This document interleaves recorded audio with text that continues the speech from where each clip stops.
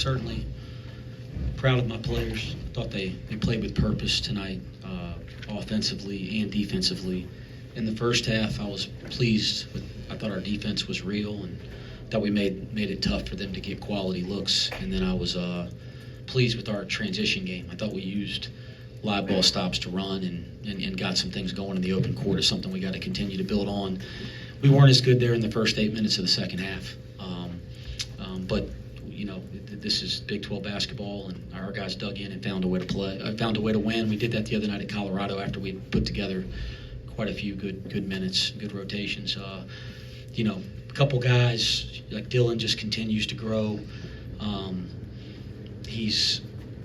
We're putting him in so many different positions offensively and defensively, and he's handling it masterfully. And I don't think people realize how many things we're asking of him.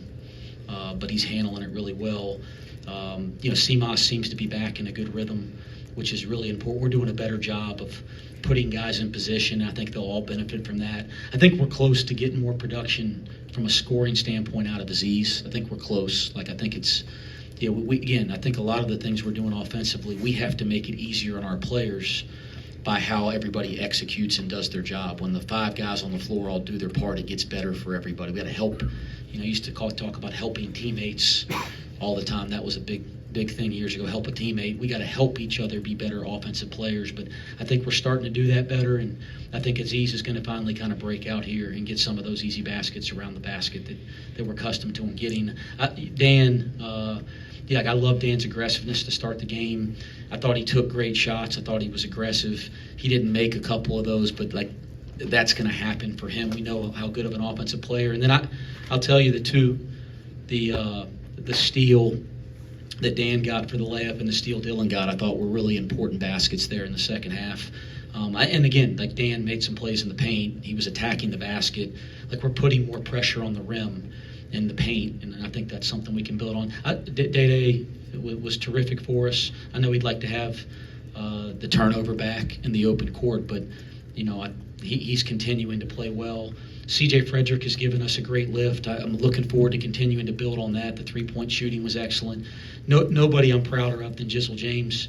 He's been dealing with illness the last couple days. He was in the training room getting an IV an hour before the game, and I thought you couldn't tell if you were watching him play, but he gutted one out tonight, and I don't think he slept in 2 or 3 days. He's been so sick, right? So I'm really, really proud of him. And then, the bench, the depth we're playing 10 the last couple games. I think that has to be a key for this team to continue to grow. It makes everybody better, and we're getting more production out of Josh, AP, and Tyler. And I think we got to continue to get more out of those guys and feel more comfortable to play them deeper in games to make sure these guys are getting more rest and are more fresh. So there's my thoughts. Happy we won and ready to prepare for the next one.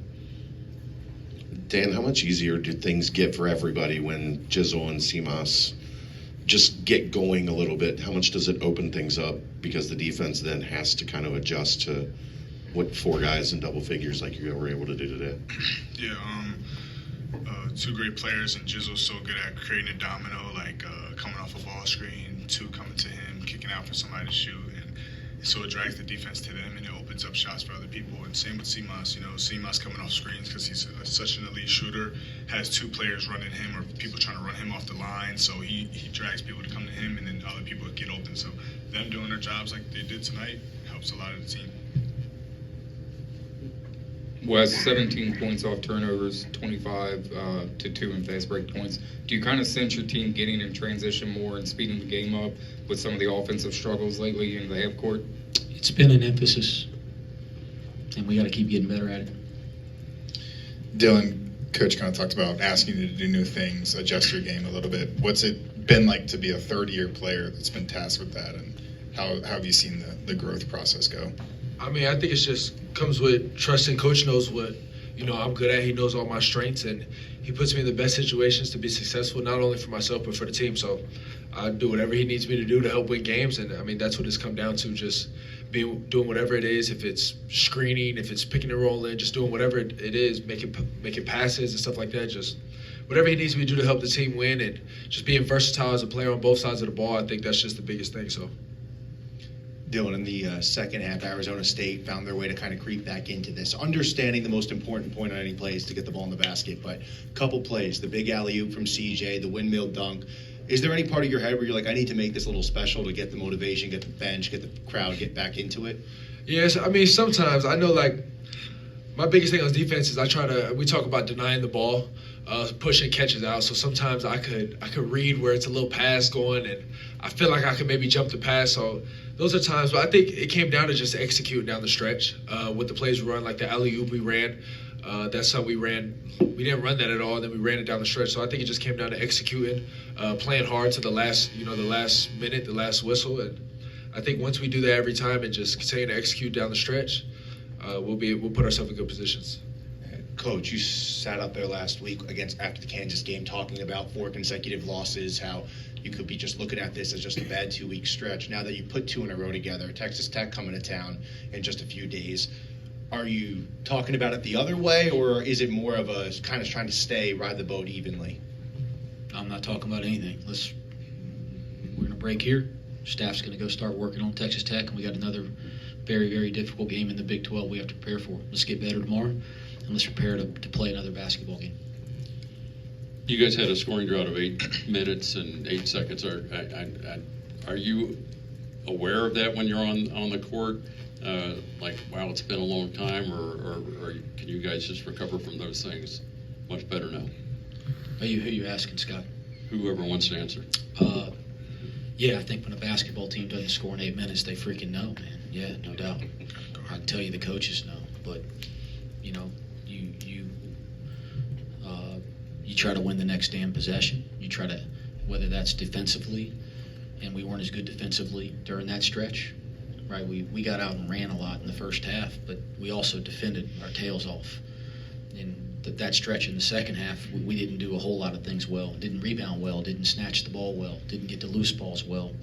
So you just try to win the damn next possession, and then everybody do their job on offense and let these guys be the players they are. And I think everybody here sees in stretches that our guys are really damn good offensive players. So we'll just keep working at it. But yeah, we trust me, we know, they know. And what I'd say is to our players, is, yeah, you have an 8-minute stretch, you don't score, and you damn win a Big 12 game. Keep getting it out the mud. Just keep competing, keep playing the next play. Dillon, do you guys ever compete in practice for any dunk competitions, or who can throw down the best slams? No, not really. But sometimes when we work on our lob plays, AZ wants to get them, and we laugh about it. But nah, not really. I don't know. I just go up there, do whatever's needed for me to do. Go dunk it. You didn't answer the question where he said who wins them. I don't think that. Come on. Y'all should know. Y'all would know. Coach Jaden Quaintance, 15 points, 14 rebounds tonight, 5 blocks as well. What stood out to him, and what kind of challenges did he present for you guys, especially as a young 17-year-old? He's incredible. And he's a really nice kid. We recruited him. He's been on our campus a couple times. A terrific young man, and you can see how much better he's getting as the year goes on. I remember watching them play against Duke back in like October in an exhibition game, and how much better their team is and how much better he is. It's, first of all, give Bobby a lot of credit. It's a really good basketball team. The thing that impresses me most is how he got every loose ball. I mean, he snatches every ball. Like that's incredible talent. And then so you know people that know how to get the ball with his size and ability to move. As his game continues to grow, he's already a very, very good player. He's going to be a great player. Coach Tyler Betsy, 5 points, saw a 3-pointer go in for the first time in a while. But it seemed like offensively, the little stuff, setting screens and being in the right place, that he's making some strides there. How important is that for him? You know, everybody looks at the 3-point shooting because he's so good at it, but the little stuff that it seems like his game is growing. Yeah, I'm really, really happy for him. I kind of knew it was a matter of time. He's a lead shooter. I think everybody in our locker room, staff, we have a ton of confidence in him. And it's, not been the easiest start to conference play, but it's freshman in this league. That's hard, and he's doing a nice job starting to kind of turn the corner. I thought tonight his minutes were really impactful. There's a couple defensive plays where they're attacking him, and it happened in the Colorado game. He gets some calls, and it's close to being a great defensive play. They're calling his hands a little bit, and when you see the tape, you see what they call. So I'm not complaining about the referees, but it's like a very, very subtle thing. He's close to being a defensive impact guy, a rebounding guy at 6'9", and then obviously he has tremendous offensive gift and leverage to our offense. Like you look down, we're plus 11 in his minutes tonight. I mean, that speaks to his ability to impact offense. So his Tyler Betsy and Arrington Page's development throughout the course of this year is very, very important to our success as a team. And the more they can continue to grow and impact games in their stretches, the more minutes they can play. And I think that makes everybody better. Anything else? Right. Oh, Russ. Dan, you had a career high, or tied a career high with 8 free throw attempts in this game. Was it a mindset? Was it just the ability to get those loose balls and get some contact? Was there anything different with getting 8 free throw attempts in this one? I feel like us as a team, we moved the ball really, really well and had them in long closeouts and scramble situations where we drive to the basket, draw 2, kick it out, and then hit the one more, and I pump fingers, I'm wide open, and they come out, run out, and I had a straight line drive lane, and a couple of those I just was aggressive going to the basket, but I wouldn't have got those situations if my teammates didn't set me up for it. Coach, you talked about Jizzle battling through the illness, getting an IV before the game. He looked good offensively tonight. The mid-range is working. Was that anything different that he did, or was it just a matter of the shots falling? Yeah, it's just a matter of time with him. And you know Lid's not going to stay on it with him forever. You guys have watched him for a year and a half, and you've already seen what he's capable of. So, as I've said, I don't worry about my guys, man. I have so much confidence in these kids, young men, I should say. A lot of them aren't kids anymore, but I have so much confidence in all of them. We know what they're capable of, and you got to let guys play as a coach. You got to let guys play through some failure and some mistakes, and when you do that, they'll start getting back to playing at the level they can. And from a shooting standpoint, the ball's going to start going in for Jizzle. You could saw the start of that tonight. For those that don't know, how crazy is the prep time? You get home from Colorado late, you got to get this game in, and then Tuesday you have a quad 1 opportunity with Texas Tech, and it's like not much time to rest.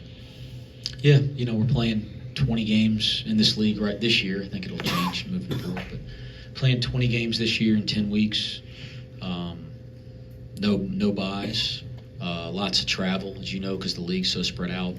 But if you want, so it puts a lot of stress. The travel, we got back at 3:30 in the morning from Colorado on Wednesday night, and that's a really short turnaround to play at 2:00 on a Saturday, and then it's a really short turnaround to play again. But I'm sure somebody will try to twist this around that I'm complaining. Everybody, they'll leave this part of the quote out for sure, but everybody in our league is doing the same thing. So I'll answer the question that creates its own challenge on coaches and really the players. But to make a deal out of it, that it has any impact over 20 league games, everybody's doing the exact same thing in this league. So it's to me, there's no point even worrying about it because, again, it's equal, in that sense. Everybody's got to go through it. 20 league games in 10 weeks, no buys, the whole league. So if it's difficult on us, it's also difficult on Arizona State tonight. It's also difficult on Texas Tech and West Virginia, whoever else is in this same swing right now. So I'm not going to complain. I hope if you quote me that I was talking about the difficult travel, that you also say that it's not a factor because everybody's doing it. Thank you. Thanks, guys. Appreciate you.